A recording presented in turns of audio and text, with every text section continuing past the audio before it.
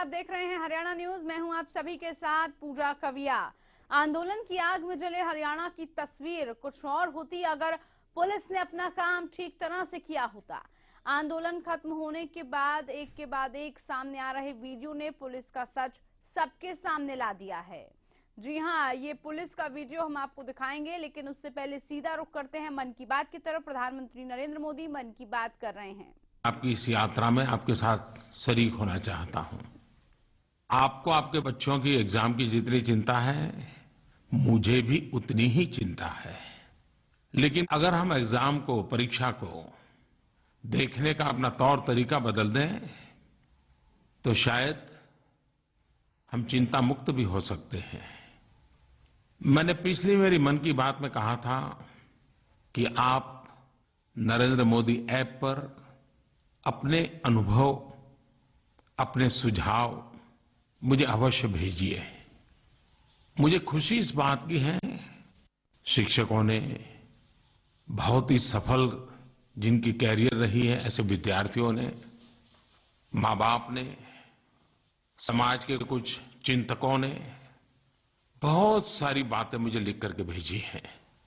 दो बातें तो मुझे छू गई कि सब लिखने वालों ने विषय को बराबर पकड़ के रखा।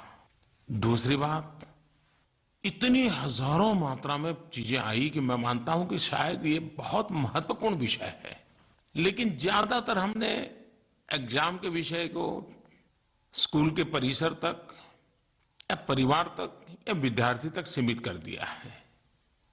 मेरी ऐप पर जो सुझाव आए उससे तो लगता है कि ये तो बहुत ही बड़ा, पूरे राष्ट्र में लगातार विद्यार्थियों के इन विषयों की चर्चाएं होती रहनी चाहिए। मैं आज मेरी इस मन की बात में विशेष रूप से माँ बाप के साथ, परीक्षार्थियों के साथ और उनके शिक्षकों के साथ बातें करना चाहता हूं। जो मैंने सुना है, जो मैंने पढ़ा है, जो मुझे बताया गया है, उसमें से भी कुछ बातें बताऊंगा। कुछ मुझे जो लगता है वो भी जोड़ूंगा। लेकिन मुझे विश्वास है कि जिन विद्यार्थियों को एग्जाम देनी है, उनके लिए मेरी ये 25-30 मिनट बहुत उपयोगी होगी, ऐसा मेरा मत है। मेरे प्यारे विद्यार्थी मित्रों, मैं कुछ कहूं उसके पहले आज के मन की बात का ओपनिंग हम विश्व के वेल नोन ओपनर के साथ क्यों न करें। जीवन में सफलता की ऊंचाइयों को पाने में कौन सी चीजें उनको काम आई, उनके अनुभव आपको जरूर काम आएंगे। भारत के युवाओं को जिनके प्रति नाज है, ऐसे भारत रत्न श्रीमान सचिन तेंदुलकर, उन्होंने जो मैसेज भेजा है वहां मैं आपको सुनाना चाहता हूं। नमस्कार, मैं सचिन तेंदुलकर बोल रहा हूं। मुझे पता है कि एग्जाम्स कुछ ही दिनों में स्टार्ट होने वाली है। आप में से कई लोग टेंस भी रहेंगे। मेरा एक ही मैसेज है आपको कि आपसे एक्सपेक्टेशंस आपके माता पिता करेंगे, आपके टीचर्स करेंगे, आपके बाकी के फैमिली मेंबर्स करेंगे, दोस्त करेंगे। जहां भी जाओगे सब पूछेंगे कि आपकी तैयारी कैसे चल रही है, कितने परसेंट आप स्कोर करोगे। यही कहना चाहूंगा मैं कि आप खुद अपने लिए कुछ टारगेट सेट कीजिएगा। किसी और के एक्सपेक्टेशन के प्रेशर में मत आइएगा। आप मेहनत जरूर कीजिएगा, मगर एक रियलिस्टिक अचीवेबल टारगेट खुद के लिए सेट कीजिए और वो टारगेट अचीव करने के लिए कोशिश करना। मैं जब क्रिकेट खेलता था तो मेरे से भी बहुत सारे एक्सपेक्टेशंस होते थे। पिछले 24 साल में कई सारे कठिन मोमेंट्स आए और कई बार अच्छे मोमेंट्स आए, मगर लोगों के एक्सपेक्टेशंस हमेशा रहते थे और वो बढ़ते ही गए। जैसे समय बीतता गया, एक्सपेक्टेशंस भी बढ़ते ही गए। तो इसके लिए मुझे एक सॉल्यूशन फाइंड करना बहुत ज़रूरी था। तो मैंने यही सोचा कि मैं मेरे खुद के एक्सपेक्टेशंस रखूंगा और खुद के टारगेट्स सेट करूंगा। अगर वो मेरे खुद के टारगेट्स मैं सेट कर रहा हूं और वो अचीव कर पा रहा हूं, तो मैं ज़रूर कुछ ना कुछ अच्छी चीज़ देश के लिए कर पा रहा हूं। और वो ही टारगेट्स मैं हमेशा अचीव करने की कोशिश करता था। मेरा फोकस रहता था बॉल पे और टारगेट स्लोली स्लोली अचीव होते थे। मैं आपको यही कहूंगा कि आपकी सोच पॉजिटिव होनी बहुत जरूरी है। पॉजिटिव सोच को पॉजिटिव रिजल्ट्स फॉलो करेंगे। तो आप पॉजिटिव जरूर रहिएगा और ऊपर वाला आपको जरूर अच्छे रिजल्ट्स दे, इसकी पूरी उम्मीद है। और आपको मैं बेस्ट विशेस देना चाहूंगा ये एग्जाम्स के लिए। एक टेंशन फ्री जाके पेपर लिखिए और अच्छे रिजल्ट्स पाइए। Good luck. दोस्तों, देखा तेंदुलकर जी क्या कह रहे हैं? ये एक्सपेक्टेशन के बोझ के नीचे मत दबिए। आप ही को तो आपका भविष्य बनाना है। आप खुद से अपने लक्ष्य को तय करें।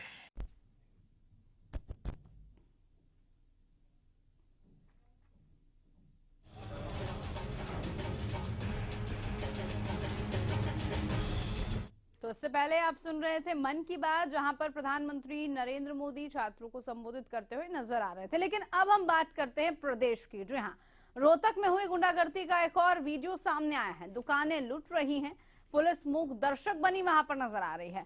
उपद्रवी पीछे और पुलिस आगे भाग रही है। देखिए एक रिपोर्ट, फिर इस मुद्दे पर करेंगे हम आज चर्चा। अक्सर आपने पुलिस को गुंडों के पीछे भागते देखा होगा, लेकिन आज हम आपको एक ऐसा वीडियो दिखाने जा रहे हैं जिसमें पुलिस आगे आगे भाग रही है और गुंडे पीछे आ रहे हैं। देखिए, ये वीडियो जाट आंदोलन के दौरान का है। वीडियो बताने के लिए काफी है कि आरक्षण चाहिए किसी भी कीमत पर, गुंडागर्दी करनी पड़े या पुलिस को खदेड़ना पड़े। ये वीडियो पुलिस की कार्यप्रणाली पर सवालिया निशान तो लगा ही रहा है। वीडियो पुलिस को कटघरे में खड़ा कर रहा है। यहाँ तक कि हरियाणा के डीजीपी यशपाल सिंघल पहले ही मान चुके हैं कि रोहतक में पुलिस से चूक हुई, और ये वीडियो पुलिस की चूक का प्रमाण पत्र दे रहा है। 9 दिनों तक आंदोलन की आग में हरियाणा को करोड़ों का नुकसान हुआ। रोहतक की स्थिति तो राजा से रंक जैसी हो गई। दुकानें लुटती रही और पुलिस मूक दर्शक बनी रही। ये दूसरा वीडियो बताने के लिए काफी है कि आंदोलन की आड़ में आंदोलनकारियों के भेष में लुटेरे दुकानें लूट रहे थे। वीडियो पुलिस की कार्यशैली पर सवालिया निशान लगा रहा है। अगर पुलिस ने अपना काम ठीक से किया होता तो शायद अब तस्वीर कुछ और ही होती। रोहतक से हर्षवर्धन की रिपोर्ट, हरियाणा न्यूज। तो रोहतक का ये वीडियो है जो कि अब सामने आ चुका है, और इस वीडियो में जो कुछ दिखाई दे रहा है वाकई में हैरान कर रहा है। पुलिस की कार्यप्रणाली पर सवालिया निशान खड़े कर रहे हैं। कैसे आप तस्वीरों में देख सकते हैं, पुलिस आगे आगे भाग रही है और जो आंदोलनकारी, जो उपद्रवी हैं, वो पीछे भाग रहे हैं। अब ऐसे में जो गुंडागर्दी हुई है उसके बाद आप क्या कहेंगे? जब पुलिस ही, प्रशासन ही लाचार नजर आए तो आम जनता किसके भरोसे थी? इस आंदोलन की आग में प्रदेश का सब कुछ झुलस गया। लेकिन अब सवाल कई खड़े हो रहे हैं कि क्या ये आंदोलन चूक की वजह से हुआ है? क्या पुलिस को उपद्रवियों से भिड़ने के आदेश नहीं मिले थे या देरी से मिले थे? क्या पुलिस हिंसक आंदोलन की दोषी है? क्या पुलिस की चूक का खामियाजा हरियाणा ने भुगता? क्या पुलिस की उपद्रवियों के साथ मिली हुई थी पुलिस? क्या पुलिस ने आंदोलन के दौरान लापरवाही बरती? जी हाँ, ये कुछ अहम सवाल हैं कि आखिरकार प्रदेश में ऐसा होता रहा, लेकिन उसके बावजूद भी पुलिस और प्रशासन हर जगह क्यों फेल रहा? इससे पहले खुद यशपाल सिंघल इस बात को मान चुके हैं कि रोहतक में जरूर चूक हुई थी, पुलिस प्रशासन समय रहते अलर्ट नहीं हो पाया था। लेकिन ये जो हकीकत है वो प्रदेश के अन्य इलाकों की भी एक जैसी ही नजर आई। जहां जहां पर उपद्रवियों ने तांडव मचाया, वहां वहां की सीसीटीवी फुटेज जब सामने आ रही है तो उन तस्वीरों को देख के सभी हैरान हैं कि आखिरकार वहां पर इतना हुड़दंग कैसे हो गया। आम जनता वहां किसके भरोसे थे और क्यों वहां पर सही तरह से काम नहीं हो पाया? पुलिस की कार्यप्रणाली पर, कार्यशैली पर कई सवाल उठ रहे हैं। दरअसल 9 दिनों तक जो आंदोलन चला उसके बाद बहुत हजारों करोड़ का नुकसान हुआ। लेकिन रोहतक की जो स्थिति की हम बात कर रहे हैं, रोहतक का ही ये वीडियो है, और जो सबसे ज्यादा नुकसान हुआ है वो भी रोहतक में हुआ है। सबसे ज्यादा जो आंदोलन की आग फैली वो भी रोहतक में हुई। अब ऐसे में आपको क्या लगता है, कौन इसका जिम्मेदार है? एक के बाद एक नए खुलासे इस पूरे प्रकरण के दौरान हो रहे हैं। जो रक्षा करने की बात करते हैं, यानी कि जो रक्षक हैं वो खुद भागते हुए नजर आ रहे हैं। तो आप सोच सकते हैं कि कितना ज्यादा भयानक स्थिति आम लोगों के लिए होगी। उपद्रवियों को क्यों कंट्रोल में नहीं किया जा सका और आखिरकार विफलता कहां पर रही, क्यों लापरवाही बरती गई, क्यों समय रहते ही जो आदेश है जो पुलिस को जारी कर दिए जाने चाहिए थे वो नहीं हो पाए। अब ऐसे में आप लोगों को क्या लगता है, क्यों इस तरीके की घटनाएं हुई? और रोहतक के वीडियो के बाद जो तस्वीरें सामने आ रही हैं उसके बाद बहुत सारी हकीकत सामने आ चुकी है। संवाददाता की तरफ रुख कर लेते हैं। हमारे साथ संवाददाता हर्षवर्धन जुड़ चुके हैं रोहतक से। हर्षवर्धन, रोहतक की स्थिति हम देख रहे हैं लगातार बहुत खराब है, लेकिन एक और नया वीडियो सामने आया है। उस वीडियो में भी बहुत कुछ देखने को मिल रहा है। जी देखिए पूजा, आपको बता दें कि जिस तरीके से सेक्टर 14 के बाहर जो है वो आंदोलनकारी जो है वो बैठे हुए थे और उसके बाद जैसे ही पुलिस की टीम वहां मौके पे पहुंची थी उनको हटाने के लिए, लेकिन जिस तरीके से उपद्रवी जो थे वो काफी आक्रोशित हो गए। उन्होंने पुलिस वालों के पीछे भागकर उनके ऊपर पत्थर भी मारे और कुछ पुलिस कर्मियों को दौड़ा कर पीटा भी है। जी हर्षवर्धन, अब ऐसे में सीसीटीवी फुटेज तो सामने आ गई है, लेकिन उसमें यही देखने को मिल रहा है कि आंदोलनकारी भाग रहे हैं पुलिस के पीछे। पुलिस वहां पर नजर आ रही है लेकिन वो सिर्फ भागते हुए। क्या अब कुछ लापरवाही के लिए जो जिम्मेदार हैं उन पर कोई कार्रवाई की बात भी होगी? देखिए जिस तरीके से जो नए आईजी रोहतक के आए उनका साफ तौर पे कहना है कि अगर इस मामले में जो भी पुलिस अधिकारी या कर्मचारी जो भी दोषी पाया जाएगा उसके खिलाफ सख्त से सख्त कार्रवाई की जाएगी। लेकिन कार्रवाई कब तक होगी अभी इस बारे में कोई भी अंदेशा जो है पुलिस विभाग की तरफ से जारी नहीं किया गया है, क्योंकि साफ तौर पे यही कहना है कि पुलिस अधिकारी का जो नए रोहतक आईजी आए हैं उनका एक ही बात कहना है कि बख्शेंगे नहीं, लेकिन कब तक उनके ऊपर कार्रवाई होगी इस बारे में कोई समय सीमा तय नहीं की गई है। जी पूजा। हर्षवर्धन, एक और बात, हम लगातार रोहतक की जब बात करते हैं, रोहतक की स्थिति से सब हम जान चुके हैं कि कितनी खराब वहां पर स्थिति हुई, लेकिन इसके लिए सबसे ज्यादा जिम्मेदार पुलिस और प्रशासन को ही ठहराया जाए, क्योंकि हम देख रहे हैं आदेश या तो वहां पर जारी नहीं हो या समय रहते जो पुलिस प्रशासन है अपना काम वहां पर नहीं कर पाई। देखिए आपको बता दें कि जिस तरीके से आदेशों की बात की जाए तो आदेश तो जो है बिल्कुल भी जारी नहीं किए गए थे, लेकिन एक मीडिया के सामने एक रूमर सा फैला दिया गया था कि देखते ही गोली मारने के आदेश जो है सरकार ने जारी कर दिए हैं। लेकिन पुलिसकर्मियों की बात की जाए, अधिकारियों की बात की जाए और इसके अलावा जो सेना के जवान हैं उनकी भी बात की जाए तो किसी के पास भी जो है गोली मारने के आदेश नहीं थे। अगर ये आदेश बिल्कुल सच्ची तरीके से सरकार ने दिए होते तो हो सकता है कि जिस तरीके जो उपद्रव रोहतक के अंदर फैला है वो उपद्रव ना होता, क्योंकि सेना के हाथ भी बंधे हुए थे और पुलिस के हाथ भी बंधे हुए थे। जी बिल्कुल। और अब जो वीडियो के बाद एक सामने आ रहा है हर्षवर्धन, उसकी जांच की भी बात जरूर कही होगी पुलिस प्रशासन की तरफ से।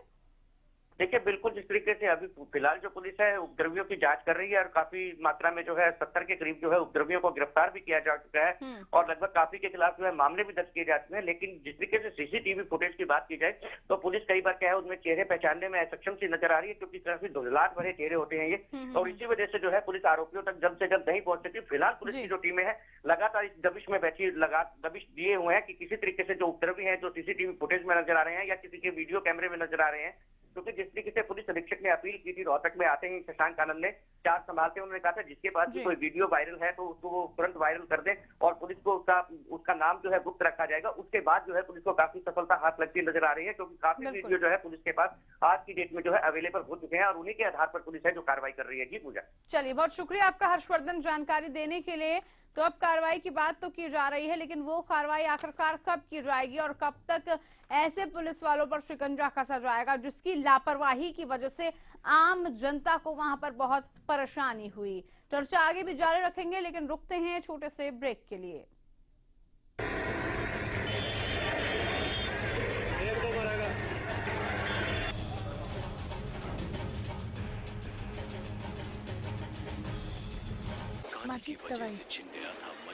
एक इम्पोर्टेंट मैसेज, अगर आपको टीवी सीरियल्स देखने का शौक है तो जल्द से जल्द अपने घर में सेट टॉप बॉक्स लगाइए। क्यों? क्योंकि सेट टॉप बॉक्स लगाने की आखिरी तारीख निकल चुकी है। तो आप टीवी सीरियल्स कभी भी बंद हो सकते हैं।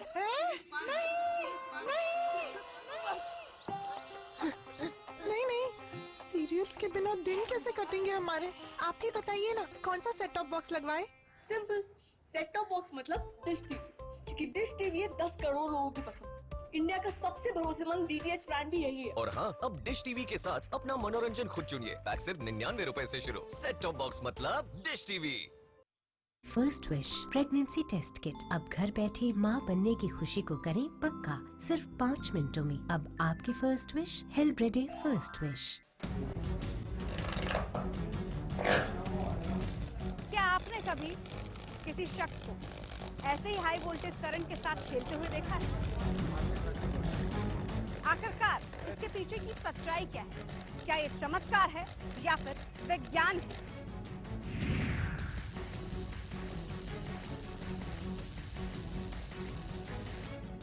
ज्यादातर किसानों ने सरताज जिप्सम को अपनाया। हर बार मेरी जीरी थले डिग जाती थी या कोई बीमारी लग जाती थी। खादा दवाइयां बहुत ज्यादा मारते थे, पर इस साल मैं सरताज जिप्सम का प्रयोग किया है ਤੇ ਮੇਰੀ ਫਸਲ ਬਹੁਤ ਹੀ ਸੋਹਣੀ ਜੋ ਕਿ ਤੁਹਾਡੇ ਸਾਹਮਣੇ ਦਿਖਾਈ ਦੇ ਰਹੀ ਹੈ। ਇਹਦਾ ਰਿਜ਼ਲਟ ਮੈਨੂੰ ਬਹੁਤ ही सोना मिला। सरताज जिप्सम नेचुरल इंपोर्टेड सल्फर व कैल्शियम से युक्त। 2016 के लिए ICS कोचिंग सेंटर 50 लाख रुपए की छात्रवृत्ति की घोषणा करता है। अब की बार 12वीं क्लास के पेपर देने वाले छात्र इसमें एलिजिबल होंगे। 1 साल की तैयारी में सरकारी नौकरी पा सकते हैं। फ्री स्कॉलरशिप के लिए फॉर्म ICS कोचिंग सेंटर के ऑफिस में अवेलेबल है। 1 अप्रैल से पहले सबमिट करवाना है। ICS coaching centre free scholarship test लेगा। टेस्ट की भी फ्री तैयारी करवाएंगे। जो स्टूडेंट्स इसमें इंटरेस्टेड हैं वे अप्लाई कर सकते हैं।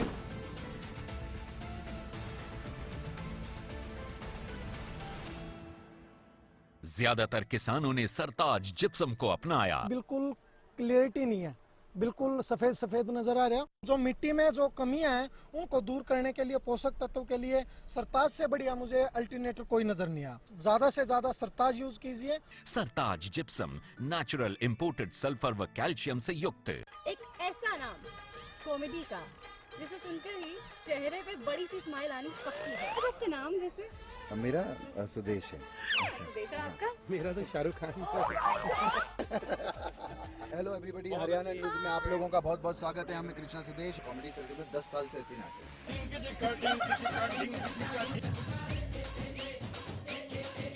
बड़ी ठंडी हवा चल रही है। ये क्या कर रहे हैं? ये बड़ी चालाक होती हैं लड़कियां, कोई ना कोई ऐसे करेंगे ये तो दूसरा बंदा कुछ बोल दे, फिर ये न्यूज बनाए।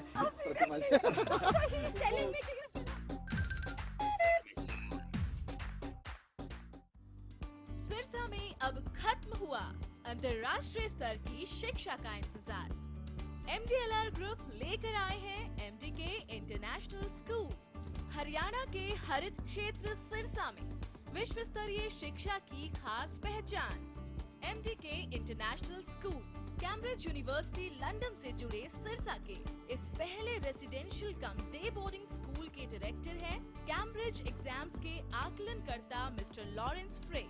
विश्व स्तरीय शिक्षा के साथ MDK स्कूल में है एयर कंडीशन कैंपस और दूसरी आधुनिक जरूरी सुविधाएं, पुस्तकों से परिपूर्ण लाइब्रेरी और एक स्पेशियस कैफेटेरिया जिसमें बच्चों के लिए मिलेगा हेल्दी खाना। MDK इंटरनेशनल स्कूल की विश्व स्तरीय खेल एवं अन्य सुविधाएं आपके बच्चों का स्वास्थ्य एवं चहुमुखी विकास सुनिश्चित करती हैं। तारकेश्वरम धाम के नजदीक रानिया रोड सिरसा में। अधिक जानकारी के लिए संपर्क करें।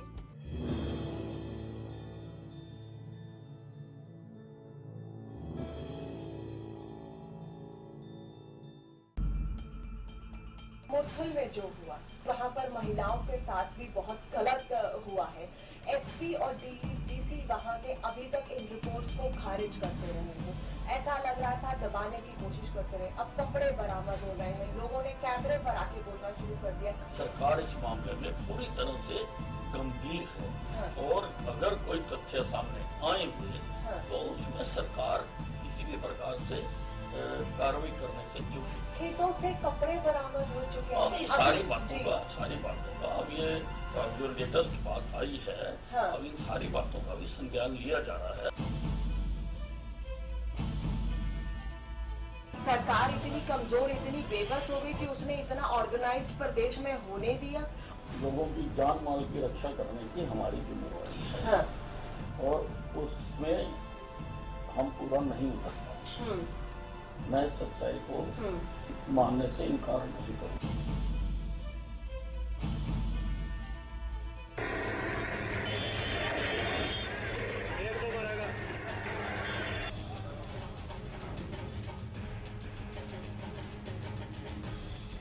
जी हाँ, ब्रेक के बाद आप सभी का स्वागत है। ब्रेक से पहले हम यही जानने की कोशिश कर रहे थे कि आखिरकार खाकी क्यों बेबस नजर आई और उस बेबसी की वजह से प्रदेश के ये हालात हो गए।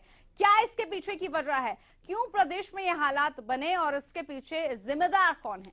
लापरवाही से कहा जाए या फिर समय रहते कार्रवाई नहीं की गई। आदेश सख्ती से जो जारी किए गए थे वो महज खाना पूर्ति के लिए थे, उन आदेशों की पालना नहीं हो पाई। जो भी सवाल हैं वाकई में बहुत ज्यादा गंभीर हैं। प्रदेश में जो कुछ भी हुआ उसके बाद आम जनता भी निराश हुई। ये वीडियो पुलिस की कार्यशैली पर काफी सवाल उठा रहा है, निशाना साध रहा है।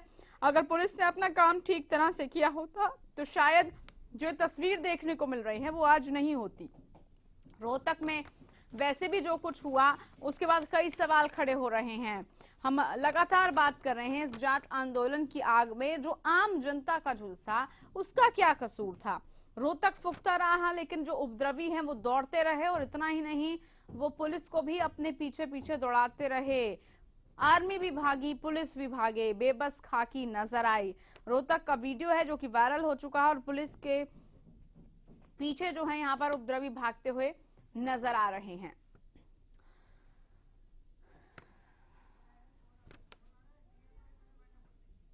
तो उपद्रवी हैं जो कि आप देख रहे हैं तस्वीरों में कैसे दौड़ते हुए नजर आ रहे हैं, और सबके बाद जो लोग हैं वो परेशान थे। रोहतक पूरा जला। रोहतक में जो कुछ भी गुंडागर्दी हुई, जो कुछ भी हुआ, उसकी तस्वीर एक के बाद एक सामने आ रही है। दरअसल 9 दिनों तक आंदोलन की आग में प्रदेश झुलसता रहा, लेकिन पुलिस प्रशासन कुछ नहीं कर पाया। जहां तहां आगजनी हुई, लूटपाट हुई, बहुत कुछ हुआ, लेकिन ये सब चीजें चलती रही, पुलिस देखती रही, कोई कड़ी कार्रवाई समय रहते नहीं हो पाई। नुकसान हुआ प्रदेश को करोड़ों का, आम जनता का नुकसान हुआ, पब्लिक प्रॉपर्टी से लेकर गवर्नमेंट प्रॉपर्टी तक सबको नुकसान पहुंचाया गया, लेकिन उसके बावजूद भी अब इसका हिसाब किताब कौन देगा। आखिरकार सख्ती क्यों नहीं बरती गई, जिम्मेदारी किसकी बनती है।